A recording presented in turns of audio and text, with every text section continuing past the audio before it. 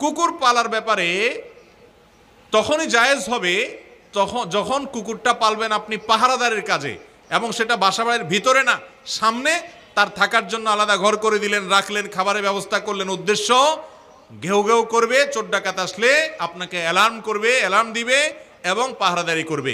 পাহারাদারের জন্য কুকুর পালা জায়েজ আছে, শিকার করার জন্য কুকুর পালা জায়েজ আছে। আমাদের দেশ সহ পৃথিবীর সব দেশে বিভিন্ন আইন শৃঙ্খলা রক্ষাকারী বাহিনীরা তারা বিভিন্ন কুকুর পোষেন। সে কুকুরগুলো সিকিউরিটিতে তাদের হেল্প করে থাকেন এবং তাদেরকে প্রশিক্ষণ দেওয়া হয়ে থাকে। এগুলো সবগুলো জায়েজ আছে। কিন্তু বাসা বাড়িতে কুকুর পোষা, এটা ইসলামী শরিয়ার দৃষ্টিকোণ থেকে শখের বশে কুকুর পোষা, এটা জায়েজ নয়। আমাদের একটা বড় সমস্যা হলো, পশ্চিমাদেরকে কোনো কাজ করতে দেখলে আমাদের সমাজের কিছু মানুষ মনে করে ওই কাজটা করলে বোধহয় আমি একটু ভদ্র হইতে পারবো, একটু স্মার্ট হইতে পারবো, আধুনিক হইতে পারবো, জাতে উঠতে পারবো, আমাকে মনে হয় একটু